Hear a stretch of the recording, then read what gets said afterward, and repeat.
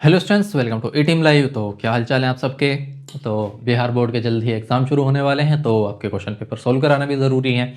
इसलिए आज से हमने शुरू किया है क्वेश्चन पेपर सोल्व करना, जिसमें मैं आपको फिजिक्स के क्वेश्चन पेपर सोल्व कराऊंगा प्रीवियस ईयर 24 से 15 तक के, और उसके बाद मैथमेटिक्स शुरू करेंगे। ठीक है, तो आज 24 सोल्व करेंगे। उसका पैटर्न समझ लेते हैं। पहले पैटर्न देखो क्या कहता है। 24 का जो पैटर्न है, इसमें 70 क्वेश्चन है ऑब्जेक्टिव, 20 क्वेश्चन है सब्जेक्टिव, छोटे क्वेश्चन है, और 6 क्वेश्चन आएंगे long answer type question subjective में ही। ठीक है, 70 क्वेश्चन में से आपको 35 क्वेश्चन करने, 35 क्वेश्चन करने हैं, और ये एक एक मार्क्स के हैं, ऑब्जेक्टिव हैं। 4 में से एक ऑप्शन सेलेक्ट करना होता है आपको। ठीक है, 70 में आपको कंप्लीट कराऊंगा। 20 में से आपको केवल 10 क्वेश्चन करने होते हैं। ऐसे ही 6 में से आपको 3 क्वेश्चन करने होते हैं। ये एक एक मार्क्स के हैं, ये वाले 2-2 मार्क्स के होते हैं। फिर आते हैं long answer type question 5-5 marks के। ठीक है, और टोटल आपका पेपर हो जाता है 70 मार्क्स का ये। ठीक है, यहाँ से 35 यहाँ से हो जाते हैं, 10 यहाँ से और 15 यहाँ से, 20 मार्क्स यहाँ से और 15 यहाँ से। तो ये 2024 का ए सेट है जो कि मैं सॉल्व कराने वाला हूँ। उससे पहले क्या करते हैं, थोड़ा सा अपनी ई टीम के बारे में इंट्रो करा देते हैं। ठीक है, तो देखो हमने ये रही ई टीम जो आपको पढ़ा रही है। ठीक है, मैं आपको फिजिक्स और मैथमेटिक्स के क्वेश्चन पेपर सॉल्व कराऊंगा। थ्योरी में फिजिक्स पढ़ाता हूँ केवल। ठीक है, अभी हमने लॉन्च किए यहाँ पर क्वेश्चन बैंक। क्वेश्चन बैंक में कौन कौन से, 10th के क्वेश्चन बैंक और 12th के तीनों स्ट्रीम्स के क्वेश्चन बैंक है। ठीक है, 10th के क्वेश्चन बैंक में क्या है, हिंदी और इंग्लिश दोनों मीडियम में है बिहार बोर्ड में। ठीक है, हिंदी और इंग्लिश, और एक ही क्वेश्चन बैंक में सारे के सारे सब्जेक्ट, जितने सब्जेक्ट्स आते हैं सबके क्वेश्चन पेपर अवेलेबल हैं, केवल क्वेश्चन पेपर। ठीक है, इसके ऊपर क्यूआर दिया हुआ है, जिसको स्कैन करते ही आपको वेबसाइट पर आप डायरेक्ट कर दिए जाओगे। वहां आपको हर क्वेश्चन पेपर का सॉल्यूशन वीडियो फॉर्मेट में मिल जाएगा। इंडिविजुअल क्वेश्चन का नहीं, क्वेश्चन पेपर के हिसाब से 24 का पूरा लेक्चर, 23 का पूरा लेक्चर, इस तरीके से पूरे लेक्चर आपको हर पेपर के सॉल्यूशन आपको वहां पर मिलेंगे। मैंने कराए हुए हैं, जो कि कराऊंगा। ठीक है, उसके बाद 10th क्लास का साइंस स्ट्रीम आता है। साइंस स्ट्रीम में PCMB, इंग्लिश, हिंदी वगैरह सारे जितने भी क्वेश्चन पेपर आते हैं सब आपको इसमें मिलेंगे। ठीक है, आपके पास बुक पहुंच जाएगी, आपको क्वेश्चन पेपर मिल जाएंगे, और आप जैसे ही क्यूआर स्कैन करोगे आपको वीडियो सॉल्यूशन भी मिल जाएगा। ठीक है, फिर आता है 12th क्लास का ही आर्ट्स का। आर्ट्स में उसके सारे सब्जेक्ट हैं जितने आर्ट्स में आते हैं, और ऐसे ही कॉमर्स में सारे सब्जेक्ट जितने कॉमर्स में आते हैं, हर एक बुक में उस क्लास का, उस मीडियम का सारा क्वेश्चन पेपर अवेलेबल है। इंडिविजुअल कोई एक सब्जेक्ट नहीं, सारे सब्जेक्ट के क्वेश्चन पेपर अवेलेबल हैं। हर बुक के ऊपर इंडिविजुअल क्यूआर है, क्यूआर आप स्कैन करोगे, स्कैन करते ही आपको वेबसाइट पर डायरेक्ट कर दिया जाएगा। वहां आपको सारे के सारे लेक्चर देखने को मिल जाएंगे। ठीक है, क्वेश्चन इसमें मिलेंगे, आंसर आपको वीडियो फॉर्मेट में मिलेंगे। ठीक है, तो और हर एक क्वेश्चन पेपर हिंदी और इंग्लिश अलग अलग मीडियम में, दोनों मीडियम में अवेलेबल है। चलो जी, उसके बाद ये ई टीम है, तो जो कि आपको पढ़ा रही है। ठीक है, इसमें आपको एक एप्लीकेशन है जो आपको इंस्टॉल करना है, मतलब वेबसाइट से भी पढ़ सकते हो, बाकी आप वेबसाइट पर जाओगे, एप्लीकेशन का आपको लिंक वहाँ पर मिल जाएगा। दूसरी चीज़, आप डायरेक्ट प्ले स्टोर पर जाओ। प्ले स्टोर पर जाने के बाद आप ई टीम लाइव लिखो, या ई टीम लिखो, या eteam.live लिखो, आपको एप्लीकेशन मिल जाएगा। ऐसा लोगो होगा। ठीक है, इस तरह के लोगों का एप्लीकेशन मिल जाएगा आपको। एप्लीकेशन डाउनलोड करो, इंस्टॉल करो, इंस्टॉल करके ओपन करो। एप्लीकेशन में आपको सारे लेक्चर मिल जाएंगे, सारे के सारे थ्योरी लेक्चर भी अवेलेबल हैं वहाँ पर, और क्वेश्चन पेपर के क्वेश्चन आंसर भी वहाँ पर, आंसर भी आप सबके सब अवेलेबल हैं। ठीक है, उसके अलावा आपको वेबसाइट पर जाना है, तो www.eteam.live आप लिखो, आप वेबसाइट पर चले जाओगे, या फिर eteam.live भी लिख दोगे, eteam live भी लिख दोगे, आप वेबसाइट पर चले जाओगे। ठीक है, उसके अलावा आपको अगर कोई इंक्वायरी है, कोई क्वेश्चन पूछना है, कुछ भी, किसी भी रिगार्डिंग कोई इंक्वायरी है, आप व्हाट्सएप करें इस नंबर पर। नंबर क्या है, 8447445597। इस नंबर पर आप व्हाट्सएप कर दो, हाय लिखो, हेलो लिखो, जो भी आपका मन करता है लिखो, आपको अपना रिप्लाई मिल जाएगा, आपकी सारी इंक्वायरी क्लियर की जाएगी। ठीक है, तो ये चीज़ें हो गई। अब क्या करते हैं, क्वेश्चन पेपर सोल्व करना शुरू करते हैं। देखो पहला क्वेश्चन क्या कहता है, unit of linear charge density. Linear charge density होता क्या है, कूलाम पर एरिया। तो कूलाम पर एरिया, कूलाम पर मीटर स्क्वायर होना चाहिए, sorry linear charge density coulomb पर length.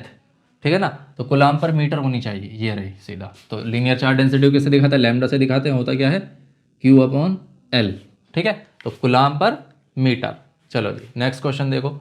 The dimensional formula of intensity of electric field. Electric field intensity होता क्या है, E = F/Q। F क्या होता है, mLT-2, और Q क्या होता है, AT। तो यहाँ से बना लो क्या बन रहा है, देखो MLT-3A-1, ठीक है। तो MLT-3A-1 कहाँ आ रहा है, बी ऑप्शन में आ रहा है, ठीक है। चलो जी नेक्स्ट क्वेश्चन देखो।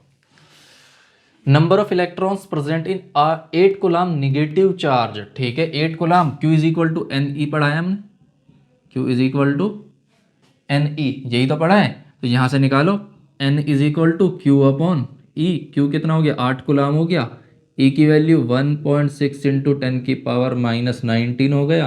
अब क्या करो, पॉइंट हटाओ, ये 0 लगाओ, 16 पंजे 80, 5 गुना 10 की पावर कितना हो जाएगा, +19, कहाँ आ रहा है, ये आ रहा है ए ऑप्शन में, ठीक है। चलो कॉपी करो, नेक्स्ट क्वेश्चन देखो। Two equal and opposite charges of 5 coulomb are kept mutually distance 5 centimetre electric dipole, हमको बताना है P इज इक्वल टू क्या होता है, Q into 2L, Q into 2L या Q इंटू D बोल सकते हो। तो कूलम तो हो गया 5 कूलम, ठीक है, डिस्टेंस 2L, पूरी डिस्टेंस हो गई 5 सेंटीमीटर, सेंटीमीटर को मीटर में चेंज कर दिया हमने, ठीक है। 5 पंजे 25 गुना 10⁻⁻2, तो कहाँ है ये रहा, ठीक है। चलो जी नेक्स्ट क्वेश्चन देखो। On moving from the surface of a charge metallic sphere to the centre of the sphere the electric field zero होगा। सरफेस देखो, चार्ज मेटेलिक है यानी चार्ज कंडक्टर है, ठीक है, कंडक्टर है, तो उसके तो सरफेस पे रहता है या बाहर रहता है इलेक्ट्रिक फील्ड, अंदर पूरी तरह जीरो होता है, जीरो एट ऑल प्लेसेस, ठीक है। चलो जी नेक्स्ट क्वेश्चन देखो। And electric dipoles are situated in a closed surface, total electric flux coming out from closed surface will be zero, क्योंकि इलेक्ट्रिक डाइपोल में क्या होता है, पॉजिटिव निगेटिव दोनों चार्ज होते हैं, तो कितने भी इलेक्ट्रिक हो, जितने पॉजिटिव होंगे उतने निगेटिव चार्ज होगा वहां पर, तो वो एक दूसरे को कैंसिल करेगा, ठीक है, तो जीरो। चलो जी नेक्स्ट क्वेश्चन देखो। In broad side on position the electric potential due to electric field, broad side on position का सिंपल फॉर्मूला है जीरो आता है, ठीक है, यानी ऊपर क्या आ जाता है, जीरो आ जाता है। चलो जी, और अगर उसकी बात करो एक्सियल पोजिशन में P/r² होता है, ब्रॉड साइड में zero. Next question, an electron is accelerated to 5 volt, ठीक है, potential difference, the energy gained by the electron will be, 5 volt पर इलेक्ट्रॉन को भेजा जा रहा है तो 5 इलेक्ट्रॉन वोल्ट उसकी एनर्जी हो जाएगी, 5 इलेक्ट्रॉन वोल्ट, सीधा टू द पॉइंट आंसर है, ठीक है। अब देखो the relation between electric field and electric potential V, तो ये सीधा सीधा होता था E is equal to potential gradient बोलते हैं इसको, माइनस dV/dx होता था, यहाँ x की जगह r है बस, तो माइनस dV/dr ये ऑप्शन में आ रहा है, ठीक है। नेक्स्ट क्वेश्चन देखो। The electrostatic energy of a system made by 2 electric dipoles kept at a distance r is proportional to, ठीक है, ये r की पावर क्या बोल रहा है, kept at a inversely proportional to होता था r की पावर 4 पर, ठीक है ना, r की पावर 4 पर। चलो जी नेक्स्ट क्वेश्चन देखो। Picofarad is a unit of, farad किसकी यूनिट होती है, फेराड बोलो या पिकोफेराड बोलो, इलेक्ट्रिक कैपेसिटी की यूनिट होती है, ठीक है, ये रहा। चलो नेक्स्ट क्वेश्चन देखो। Capacity of any condenser, condenser मतलब कैपेसिटर, ठीक है, कंडेंसर मतलब capacitor, does not depend upon, अच्छा कैपेसिटी किस पर डिपेंड नहीं करती, shape of plate, size of plate, charge on plate, distance between plate, इन दोनों पे तो करती है, डिस्टेंस पर भी करती है, चार्ज पर भी करती है। अब बात है शेप एंड साइज, शेप पे नहीं करती, साइज पर करती है, प्लेट के साइज पर, प्लेट जितनी बड़ी होगी तो एक फॉर्मूला आता है ना K/A∈0 अपॉन D, तो एरिया पे डिपेंड करती है, तो किस पर नहीं करती, शेप ऑफ प्लेट पर डिपेंड नहीं करती, ठीक है। चलो जी नेक्स्ट क्वेश्चन देखो। The capacity of A spherical conductor is 1 microfarad, radius बतानी है, तो स्फेरिकल कंडक्टर की कैपेसिटी कैसे निकाली जाती है, 4πε0 r, ठीक है, और ये कितना दिया है, 1 माइक्रोफेराड दिया, तो 1 माइक्रोफेराड का मतलब है 10⁻⁻6 फेराड, ठीक है, माइक्रो को बदल दिया, 10⁻⁻6 है, हमें क्या बताना है, r बताना है, ठीक है, r इज इक्वल टू कितना हो जाएगा, 1/4πε0, और इधर हो गया 10⁻⁻6, इसको सोल्व कर लो, ये हो गया 9 इंटू 10⁻9 इंटू 10⁻6, मल्टीप्लाई करो पूरे का, ये हो जाएगा 9 इंटू 10⁻3 मीटर, तो कहाँ आ रहा है, अच्छा किलोमीटर में बदल लो, किलोमीटर में आ जाएगा, 9 किलोमीटर बन गया, ठीक है। चलो कॉपी करो जल्दी। The dielectric constant for a metal, metal के लिए डाइलेक्ट्रिक कांस्टेंट होता है इन्फिनिटी, ठीक है, उसमें पूरी तरह जीरो कर देता है फोर्स। नेक्स्ट क्वेश्चन देखो। Which of the following is blocked by a capacitor, अच्छा कैपेसिटर किसको ब्लॉक करता है, डीसी को ब्लॉक कर देता है, ठीक है, यानी कैपेसिटर से डीसी करंट पास नहीं हो पाता। क्यों नहीं हो पाता? देखो, कैपेसिटर का जो कैपेसिटेंस होता है वो एक्सी होता है, और एक्सी इज इक्वल टू लिखा जाता है 1/ओमेगा सी, या फिर ओमेगा को लिखा जाता है 2πf, 1/2πfc। और डीसी के लिए एफ होता है 0, तो यानी एक्सी कितना हो गया? इन्फिनिटी। और इन्फिनिटी हो गया तो यहाँ से करंट पास होगा क्या? मतलब उसका रेजिस्टेंस इन्फिनिटी हो गया तो कोई करंट पास नहीं होता। ठीक है, तो यानी डीसी वोल्टेज वहां से पास नहीं हो पाता। चलो जी, नेक्स्ट क्वेश्चन देखो। Two bulb of 40 watt and 60 watt are connected 220 volt, so the ratio of their resistance. कोई बात नहीं, देखो पावर दिया है और वोल्टेज दिया है हमको, तो P is equal to V square upon R. Formula बनता था हमारे पास, एक क्या बनता था? P is equal to V square upon R. यहाँ से अगर दिखाओ तो R इज इक्वल टू क्या बनना है? V square upon P. ये तो बनता है, V तो दोनों के लिए कॉन्स्टेंट है। ठीक है, यहाँ से क्या पता चल रहा है? R1 अपॉन R2 जब निकालोगे तो ये P2 अपॉन P1 हो जाएगा, यानी उल्टा हो जाएगा। ठीक है, तो P2 कितना है? 60 वाट, और P1 कितना है? 40 वाट। तो 0 से 0, ये 3 बचेगा 2, और ये 2 बचेगा 3/2। कहाँ पर आ रहा है 3/2? डी ऑप्शन में आ रहा है। सिंपल सीधा स्ट्रेट फॉरवर्ड क्वेश्चन है, बहुत बहुत आसान है। ठीक है, क्वेश्चन तो उसमें आते थे 15, 16, 17 में अच्छे। ठीक है, the resistance of any wire is 500 ohm. Conductivity बतानी है, उसका इन्वर्स कर दो। कंडक्टिविटी क्या होता है? रेजिस्टेंस का उल्टा, 1/r। तो ये हो गया 1/500, और 1/500 को सोल्व करोगे कितना जाएगा? 0। ऐसा लिखो, क्या करो, 2 से मल्टीप्लाई करो ऊपर नीचे, 2/1000, यानी 0.002 ओम इनवर्स। ठीक है, तो कहाँ है 0.002 ओम इनवर्स? ये रहा, ए ऑप्शन है। ठीक है, कॉपी करो। n equal resistor are first connected in series and then in parallel, तो ratio of maximum and minimum. तो मैक्सिमम सीरीज में होगा, मिनिमम किस में होगा? पैरेलल में होगा। तो मैक्सिमम कितना होगा? देखो सीरीज में, अगर सीरीज की बात करो तो आर प्लस जोड़ते जाओ n टाइम्स, तो ये nr हो जाएगा। पैरेलल की बात करोगे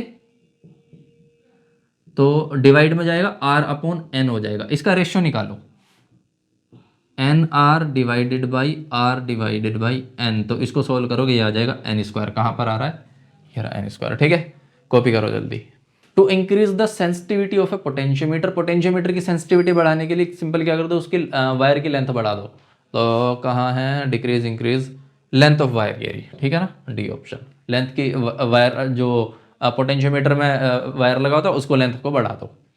चलो नेक्स्ट क्वेश्चन देखो। Kirchhoff second law of electricity is related to. अच्छा, सेकंड लॉ एनर्जी कंजर्वेशन को दिखाता है, कितनी बार बता चुका। कहाँ है? Conservation of energy. जितनी एनर्जी आती है उतनी एनर्जी निकल जाती है वहां से। ठीक है ना, तभी तो 0 रह जाता है टोटल पोटेंशियल। चलो जी, नेक्स्ट क्वेश्चन देखो। Which of the following is not a unit of magnetic field. कौन मैग्नेटिक फील्ड का यूनिट नहीं है? टेस्ला तो है, वेबर पर मीटर स्क्वायर भी है, बचा क्या? न्यूटन पर एम्पियर मीटर एंड न्यूटन पर एम्पियर। अच्छा, न्यूटन पर एम्पियर की बात करें तो F अपॉन करंट I, ये तो कहीं से कहीं तक भी नहीं है। ठीक है ना, यही वाला नहीं है, बाकी सब तो हैं। ठीक है, चलो और क्या बचा? ठीक है, नेक्स्ट क्वेश्चन देखो। The value of mu naught epsilon not की पावर -12। तो म्यू नॉट एप्सिलॉन नॉट की पावर -12 का मतलब क्या है? म्यू नॉट एप्सिलॉन नॉट की पावर -12 का मतलब हो गया 1 upon mu not epsilon not की पावर हाफ, यानी स्क्वायर रूट। और ये होता था c के इक्वल, c जो कि स्पीड ऑफ लाइट, और स्पीड ऑफ लाइट कितनी होती है? 3 × 10 की पावर 8 मीटर पर सेकेंड। मीटर पर सेकेंड कहाँ आ रही है? 3 × 10 की पावर 8। वेट, अच्छा सेंटीमीटर में दे रखी है तो कोई बात नहीं, सेंटीमीटर में चेंज करो। 3 × 10 की पावर 8 में 2 और जुड़ जाएंगे, 10 सेंटीमीटर पर सेकेंड। तो कहाँ आ रही है? बी ऑप्शन में आ रही है, सेंटीमीटर पर सेकेंड। चलो कॉपी करो। नेक्स्ट क्वेश्चन देखो। An electron of charge E moves parallel to the uniform line of force in magnetic field B with velocity V. Force acting on the, अच्छा बोल क्या रहा? Parallel to the uniform line of force. Magnetic field के parallel चल रहा है, तो हमारे पास क्या होता था? मैग्नेटिक फोर्स होता है Q V cross B। Q, ये तो Q चार्ज हो गया जो कि E है, V cross B, cross product होता था ये। ठीक है, अब यहाँ पर V और B पैरेलल हैं, तो उस वजह से क्या होगा, दोनों के बीच एंगल 0 बनेगा, फोर्स भी क्या हो जाएगा, 0 हो जाएगा। ये हो गया 0, ठीक है। होना तो EV होता, तो वैसे EV भी है मैग्नीट्यूड, लेकिन एंगल 0 कर दिया ना उसने, तो एंगल 0 हो गया। EV भी साइन थीटा होता है बल्कि, ठीक है। तो यहाँ क्या लिखोगे, EV भी साइन थीटा, अब थीटा 0 है तो 0 हो गया। नेक्स्ट क्वेश्चन देखते हैं क्या बोलता है। The nature of electron beams moving with uniform velocity in the same direction will be. फिर से पढ़ो, the nature of electron beams, ठीक है, मूविंग विद यूनिफॉर्म वेलोसिटी, ये पैरेलल चलती रहती है, ठीक है ना, मतलब उस पर कोई इफेक्ट नहीं पड़ता, सेम डायरेक्शन है, पैरेलल रहती है। चलो नेक्स्ट क्वेश्चन देखो, the value of torque experience by current loop of magnetic moment m placed in magnetic field B, tau is equal to m cross B होता है, सीधा डायरेक्ट फॉर्मूला है, ठीक है ना, मतलब कुछ सोचना समझना नहीं, सीधे फॉर्मूले लग रहे हैं तो, ठीक है। नेक्स्ट क्वेश्चन देखो, SI unit of self inductance Henry, ये रही डी ऑप्शन में, ठीक है ना। चलो, और क्या कुलाम किसकी होती है, चार्ज की यूनिट होती है, ठीक है, चार्ज की। ओम किसकी यूनिट होती है, रेजिस्टेंस की। वोल्ट किसकी यूनिट होती है, पोटेंशियल की। हेनरी किसकी यूनिट है, इंडक्टेंस की, ठीक है। चलो कॉपी करो इनको, ये उसका ऑप्शन है। नेक्स्ट क्वेश्चन देखो, on oscillating any metallic sphere in the magnetic field it's oscillatory motion, ये डैम्पिंग होता है, डायरेक्ट आंसर है इसका, ठीक है ना। चलो जी नेक्स्ट क्वेश्चन देखो, the working principle of dynamo is based on working principle, dynamo किस पे, इलेक्ट्रोमैग्नेटिक इंडक्शन पे तो काम करता है, कहाँ है, बी ऑप्शन ये रहा, इलेक्ट्रोमैग्नेटिक इंडक्शन, ठीक है। और नेक्स्ट क्वेश्चन देखो, a magnet is situated near a closed conductor, current can be produced in conductor. देखो मैग्नेट को नियर क्लोज्ड कंडक्टर के पास रखा, जिसमें ठीक है, कंडक्टर के पास रख दिया, current can be produced in the conductor, यानी कंडक्टर के अंदर करंट कब हो, जब उसमें फ्लक्स चेंज होगा। फ्लक्स चेंज होने के एक ही तरीका है, दोनों के बीच रिलेटिव मोशन होना चाहिए, ठीक है। यानी only magnet is in motion, ना only conductor is in motion, ना both magnet and conductor is in motion, जरूरी नहीं है, मतलब या कंडक्टर चला लो या मैग्नेट चला लो, या दोनों को इस तरह चलाओ कि उनके बीच रिलेटिव मोशन होनी चाहिए, बस कुल मिला के, ठीक है। There is relative motion between conductor and magnet, ठीक है। चलो नेक्स्ट क्वेश्चन देखो, the value of current obtained in a moving coil galvanometer is proportional to, किस पर अच्छा डायरेक्टली प्रोपोर्शनल टू, किसके डायरेक्टली प्रोपोर्शनल होता है, रेजिस्टेंस ज्यादा होगा तो ये तो कम होना ही होना है, और मैग्नेटिक फील्ड भी उल्टा हो गया, डिफ्लेक्शन के डायरेक्टली प्रोपोर्शनल होता है, डिफ्लेक्शन जितना ज्यादा, और wait the value of current obtained in a moving coil galvanometer is proportional to deflection theta, हाँ सही है, ठीक है ना, जितना ज्यादा डिफ्लेक्शन उतना ज्यादा वो करंट बोलेगा। चलो जी नेक्स्ट क्वेश्चन देखो, a galvanometer is converted into a meter by adding. अच्छा गैल्वेनोमीटर को हमें क्या करना है, अमीटर में कन्वर्ट करना है, तो उसके लिए शंट हम लगाते हैं, और शंट का मतलब होता है लो रेजिस्टेंस को पैरेलल में लगाना, ठीक है। तो लो रेजिस्टेंस इन पैरेलल, और इसका नाम होता है शंट, क्या बोलते हैं इसको, शंट, ठीक है। चलो नेक्स्ट क्वेश्चन देखो, the magnetic field produced at the centre of current carrying circular coil, अच्छा उसके डायरेक्शन बतानी, तो करंट कैरिंग सर्कुलर कॉइल के जो डायरेक्शन होगी क्या होगी, प्लेन के परपेंडिकुलर होगी पूरी तरह, ठीक है। अगर कॉइल ऐसे है तो या तो अंदर होगा या बाहर की तरफ होगा, तो कहाँ है परपेंडिकुलर, ऑप्शन बी ऑप्शन है, देखो यार, perpendicular to the plane of the coil, ठीक है। चलो नेक्स्ट क्वेश्चन देखो, on dividing any magnet of magnetic moment m parallel to its length into n equal pieces the moment of each piece will be, moment क्या होगा, तो देखो moment हमारा किस तरीके से काम करता है, m is equal to pole strength यानी m, और उसकी लेंथ यानी l। अब कितने भी हिस्से में डिवाइड कर दो, पोल स्ट्रेंथ पे कोई फर्क नहीं पड़ता, वो जितनी है उतनी ही रहेगी, ठीक है। फर्क पड़ेगा l पर, l को तुमने n टाइम्स का घटा दिया तो लेंथ भी n टाइम्स कम हो गई, तो यानी क्या रह जाएगा नया वाला मैग्नेटिक मोमेंट m, और ये हो गया L अपॉन n, यानी पुराने वाले का n टाइम्स कम कर दो, ठीक है, पुराने वाले से n टाइम्स कम, ये रहा ए ऑप्शन में, ठीक है, सिंपल बस। चलो नेक्स्ट क्वेश्चन देखो, कहाँ गया, which of the following shows hysteresis, hysteresis किस में होता है, फेरोमैग्नेटिक मटेरियल में, ठीक है, हाँ ठीक है, फेरोमैग्नेटिक मटेरियल, जब मैग्नेटाइजेशन और डीमैग्नेटाइजेशन एक साथ होता है तो वहाँ हिस्ट्रेसिस देखने को मिलता है, और वो केवल और केवल फेरोमैग्नेटिक मटेरियल में ही देखने को मिलता है, ठीक है।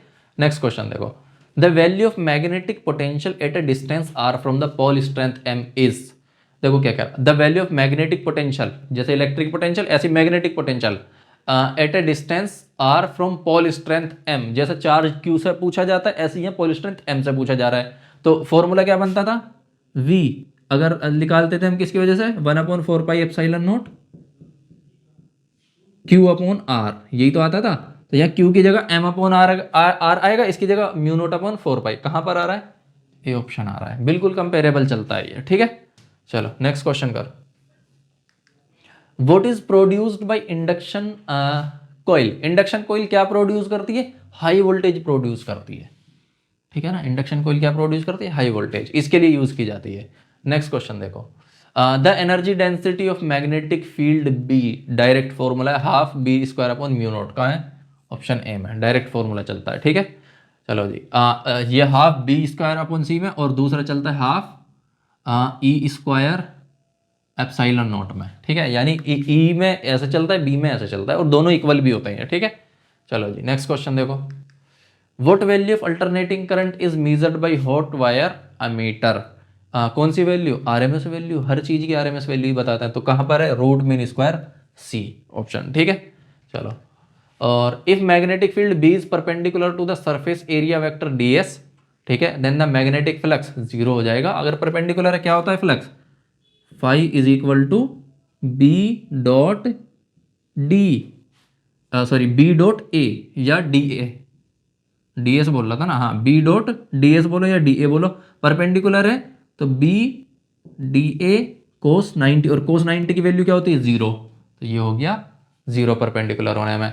चलो जी, और क्या बचा, एक minute, magnetic field B is perpendicular to the surface area vector D S.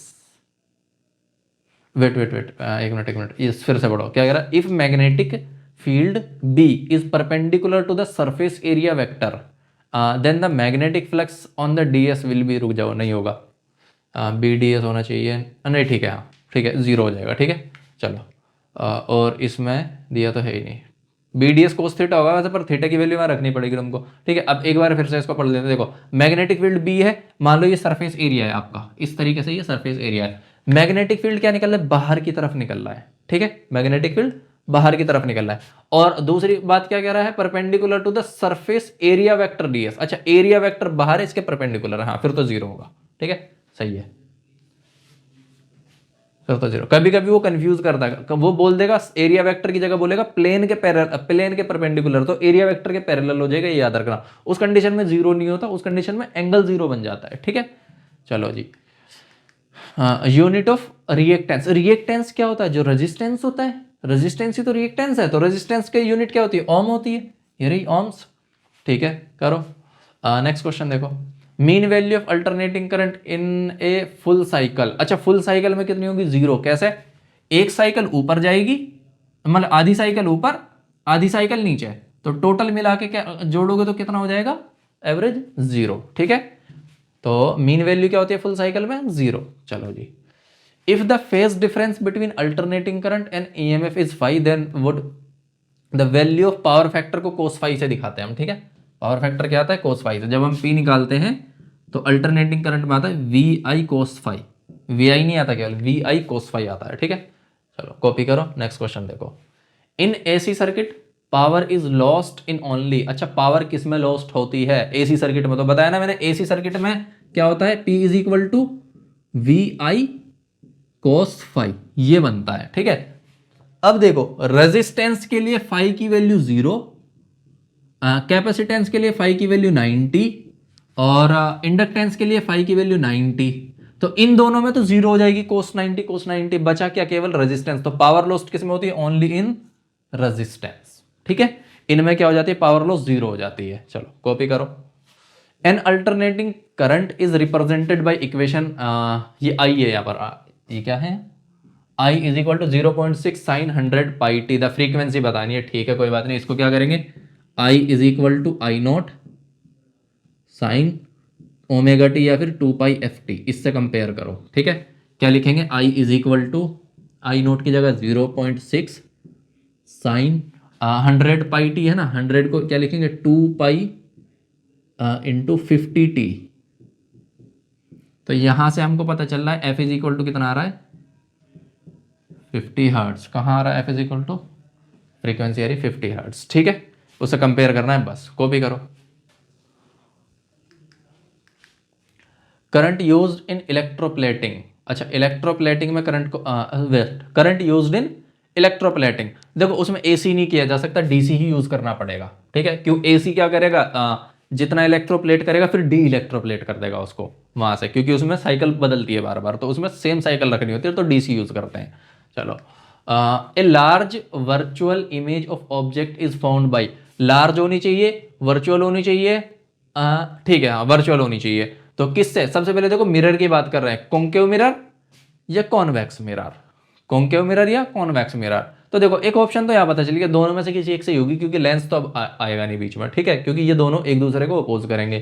चलो जी, तो बात है कॉन्केव मिरर से जब बनाते हैं सारी की सारी रियल बनती है, एक कंडीशन में बनती है बस, लेकिन कॉन्वेक्स मिरर से जब भी बनाते हैं हमेशा लार्ज होती है, वर्चुअल होती है और सीधी होती है, ठीक है। चलो जी, नेक्स्ट क्वेश्चन देखो, power of two lenses kept in contact are equivalent lens will be P1 and P2, एक minute, power of two lenses kept in contact, ठीक है, आर इक्विवेलेंट, अच्छा इक्विवेलेंट पावर बतानी है तो P1 प्लस P2 दोनों को जोड़ देते हैं, अब देखो यहाँ तो वैसे भी डायमेंशन के साथ गड़बड़ हो जाएगी, ठीक है, तो डी ऑप्शन ही बचा, केवल P1 प्लस P2 दोनों को जोड़ देते हैं पावर। नेक्स्ट क्वेश्चन देखो, the wavelength of which colour is minimum, किस कलर के लिए वेवलेंथ कम होगी, तो देखो किस पर डिपेंड करता है, सीधा याद रखना, क्या बोलते हैं, सॉरी क्या बोलते हैं, सबसे ज्यादा किसके लिए वेवलेंथ होती है, रेड के लिए, रेड की वेवलेंथ सबसे ज्यादा, और उसका उल्टा चलो तो वॉयलेट की वेवलेंथ सबसे कम, तो रेड का उल्टा वॉयलेट कहाँ आ रहा है इसमें, ये रहा, इसकी वेवलेंथ सबसे कम होगी मिनिमम, और इसकी वेवलेंथ सबसे ज्यादा होगी मैक्सिमम, ठीक है। चलो नेक्स्ट क्वेश्चन देखो, which causes the formation of rainbow, rainbow किसकी वजह से बनता है, सिंपल सीधा लिखना डिस्पर्जन, ठीक है, डायरेक्ट। नेक्स्ट क्वेश्चन देखो, image formed in compound microscope, compound microscope में इमेज कैसा बनता है, तो सीधा कंपाउंड माइक्रोस्कोप में देखो क्या होता है, वर्चुअल होता है और इन्वर्टेड होता है, ये याद रखना, ठीक है, सॉरी कंपाउंड माइक्रोस्कोप में रियल होता है और इन्वर्टेड होता है, उल्टा नीचे बन रहा होता है वो, ठीक है ना, इन्वर्टेड होता है और रियल होता है। नेक्स्ट क्वेश्चन देखो, image of any object formed at the retina, retina पर भी कैसा बनता है, उल्टा बनता है और रियल बनता है, ठीक है, भले ही वो हमें सीधा दिखाई देता है क्योंकि हमारे दिमाग को वो सीधा बताया जाता है, वो अपना सिस्टम अपने आप काम करता है, ठीक है, लेकिन एक्चुअल में वो रियल और इन्वर्टेड होता है। नेक्स्ट क्वेश्चन देखो, convex lens is used in, convex lens लगाते हैं जब दूर की चीजें नहीं दिखाई देती, ठीक है, उनको पास बनाने के लिए, लॉन्ग साइटेडनेस में, ठीक है। नेक्स्ट क्वेश्चन देखो, the colour of sky is blue due to, colour of sky blue due to, क्यों, स्कैटरिंग की वजह से बोल सकते हो, ठीक है ना, मतलब इसमें एक ही चीज आती है स्कैटरिंग, स्कैटरिंग मतलब जो रेड कलर है वो तो पार हो जाता है दूर तक, और जो पीछे वाले कलर रह जाते हैं वॉयलेट, मतलब अपर कलर वॉयलेट वगैरह कलर, वो सारे के सारे रुक जाते हैं, वो आसानी से पार नहीं हो पाते, ठीक है, स्कैटर नहीं हो पाते, तो ये चीज़ है वो, ठीक है। और ठीक है, नेक्स्ट क्वेश्चन देखो, the fringe width in interference of light due to two coherent source, अच्छा the fringe width in interference of light due to two coherent source is, ठीक है, देखते हैं, प्रोपोर्शनल टू वेवलेंथ, हाँ ठीक है, inversely proportional to wavelength, square नहीं एक ही है, ठीक है, डायरेक्टली प्रोपोर्शनल टू वेवलेंथ होती है, कैसे, ये पढ़ा होगा आपने, del X is equal to lambda D upon capital D, ये फॉर्मूला आता है, ठीक है ना, तो यानी डायरेक्टली प्रोपोर्शनल टू दिख रहा होगा वेवलेंथ के है। चलो नेक्स्ट क्वेश्चन देखते हैं, two sources of monochromatic light, ठीक है, is coherent when there, monochromatic light के टू सोर्स कोहेरेंट तभी कहलाएंगे जब उनका फेज सेम हो, फेज कहां पर आ रहा है, ये रहा, ठीक है, फेज आर इक्वल। चलो नेक्स्ट क्वेश्चन देखो, दी ब्रोगली वेवलेंथ, दी ब्रोगली वेवलेंथ आती कैसे है, दी ब्रोगली वेवलेंथ देखो एक फॉर्मूला आता है सीधा, E is equal to H nu, और E इज इक्वल टू क्या आता था, वेट MC स्क्वायर, ठीक है, तो यहाँ कहाँ से निकाल सकते हो, और दी ब्रोगली वेवलेंथ हम आता था, हाँ ये वाली, lambda is equal to H upon P लिखते हैं इसको, P क्या होता है, मोमेंटम होता है, ठीक है, लीनियर मोमेंटम, ठीक है, H अपॉन P, तो इससे बनती है वो, इसे भूल जाओ, इससे नहीं आएगी अभी, ठीक है ना, तो दी ब्रोगली वेवलेंथ क्या होगी, H अपॉन MV। चलो नेक्स्ट क्वेश्चन देखो, photo cell is based on photo electric effect, सीधा फोटो इलेक्ट्रिक इफेक्ट डायरेक्ट दिखते ही पता चल रहा है, ठीक है ना, और चलो नेक्स्ट क्वेश्चन देखो, cathode rays are group of, cathode rays क्या होते हैं, निगेटिव चार्ज पार्टिकल्स होते हैं, और निगेटिव चार्ज पार्टिकल यहाँ इलेक्ट्रॉन्स ही दिखाई दे रहे हैं आपको केवल, ठीक है। तो सारे ये जितने भी इलेक्ट्रॉन्स के ग्रुप को हम बोलते हैं कैथोड रे, ठीक है। चलो जी, half life of a radioactive substance, direct formula है 0.693 अपॉन लैम्डा, ln2 की वैल्यू होती है नेचुरल log 2 की वैल्यू, ठीक है। उसको डिवाइड कर दो लैम्डा से, लैम्डा क्या है, डीके कांस्टेंट, सिंपल, ठीक है। चलो नेक्स्ट क्वेश्चन देखो, SI unit of decay constant. अच्छा, डीके कांस्टेंट की एसआई यूनिट क्या है, देखो डीके कांस्टेंट को देखा जाता है पर metre, metre inverse, sorry second inverse में, किसमें, टाइम इनवर्स। तो सेकंड इनवर्स को हर्ट्ज भी बोलते हैं, यानी फ्रीक्वेंसी भी होती है वो, ठीक है। तो उसकी एसआई यूनिट हर्ट्ज बोली जाती है।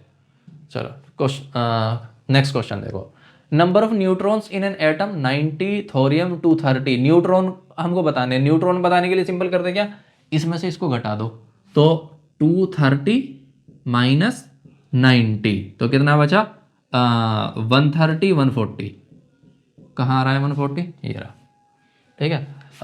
नेक्स्ट क्वेश्चन देखो, PN junction diode is used as, PN junction देखो एम्पलीफायर ना, एम्पलीफायर में क्या होता है, जंक्शन डायोड यूज नहीं होती, ट्रांजिस्टर यूज होता है। कौन कौन यूज होता है इसमें, ट्रांजिस्टर। ऑसिलेटर में, हाँ यहाँ भी ट्रांजिस्टर यूज होता है। दूसरा, मॉड्यूलेटर में भी ट्रांजिस्टर यूज होता है, केवल रेक्टिफायर में यूज होता है क्या, डायोड, ठीक है। चलो जी नेक्स्ट क्वेश्चन देखो, instrument used to increase input voltage current is called. अच्छा, मतलब सिग्नल को बढ़ाने वाला काम, उसको बोलते हैं एम्पलीफायर, एम्पलीफाई करने वाली चीज है, ठीक है। रेक्टिफायर चेंज करता है, पोलैरिटी को चेंज करता है, ऑसिलेशन देता है। डायोड तो एक अलग ही चीज है। एम्पलीफायर क्या करता है, उसकी सिग्नल की इंटेंसिटी को बढ़ा देता है, सिग्नल की वेवलेंथ बोलो या जो भी, उन सबको बढ़ा देता है। If in a logic gate output y is obtained by the product of both input a dot b, then the gate is a dot b किस में मिलता है, दोनों का डॉट मतलब प्रोडक्ट किस में मिलता है, नॉट एंड गेट में, ये रहा एंड गेट, एंड गेट तो है y इज इक्वल टू क्या, a इंटू बी।